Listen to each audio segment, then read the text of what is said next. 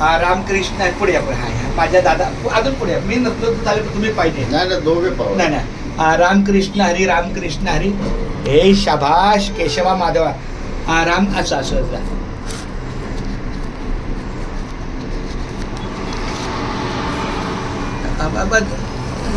पावली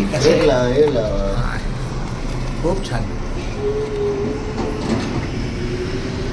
रामकृष्ण हरी रामकृष्ण हरी. धन्य आज दिन झाले संतांचे दर्शन, झाली पापा तापा तुटी, दैन्य गेले उठा उठी, झाले समाधान पायी विसावले मन, तुका म्हणे आलो घरा तोची दिवाळी दसरा. आमच्या ह्या बाळासाहेब माऊलींना बाळाराम बाळासाहेब आपण आपले शिसवे माऊली यांच्या ह्या विठ्ठल मंदिरात आहे कोण गावामध्ये, आणि कर्मधर्म योगानं ह्या भगवंताची सेवा करणारा एक पुजारी आहे, ब्राह्मण महाराज आहे तो. तर त्यांच्याच सहकार्याने भले पैसे आपले असतील पण ते स्वतःहून माझ्यासोबत आणि ते आता प्रयागराजला जाणार आहेत. 4-5 दिवस प्रयागराज जाणार आहे.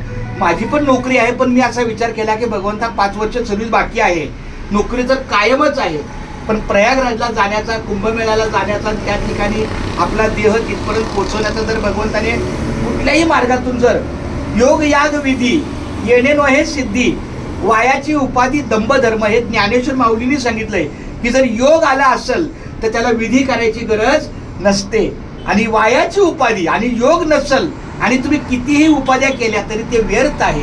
इतक्या साध्या सोप्या ज्ञानेश्वर माऊलीनं खूप छान पद्धतीने सांगितलंय, आणि तोच धागा लक्षात घेऊन जर माझ्या पांडुरंगानं जर मला आज प्रयागराजला कुंभमेळ्याला जाण्याचं सहकार्य केलं, या माऊलींचा पण मला अनेक आशीर्वाद.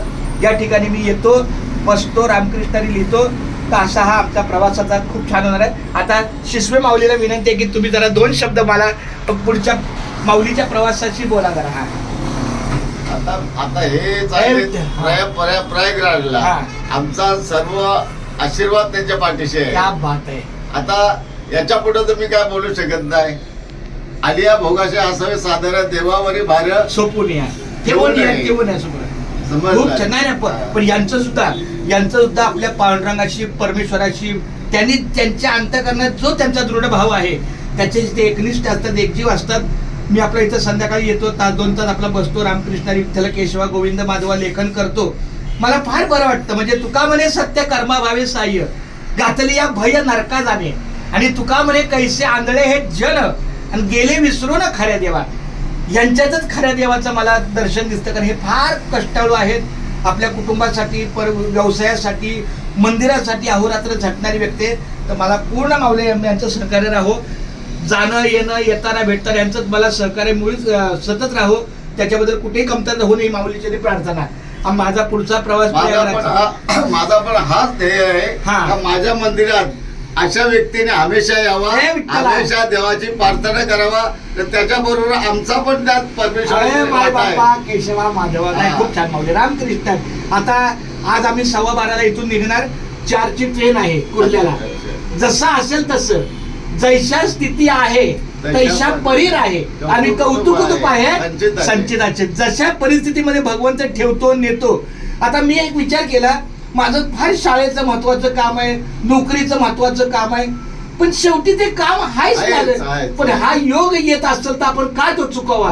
मग त्याची शिक्षा मला मेमो मिळाला तरी चालेल, माझं 1-2-4 हजार पगार कापला तरी चालेल, काय आर्थिक माझं नुकसान झालं तरी चालेल, ह्या मनाच्या तयारीत ठेवून. पण तुमचं काय मत आहे, काही नुकसान होणार नाही? काही होणार नाही. माऊली रामकृष्ण परमेश्वर आहे, तिथं काहीच कमी नाही. क्या बात आहे. रामकृष्ण रे रामकृष्ण. सगळा परमेश्वर निवारण करणार आहे.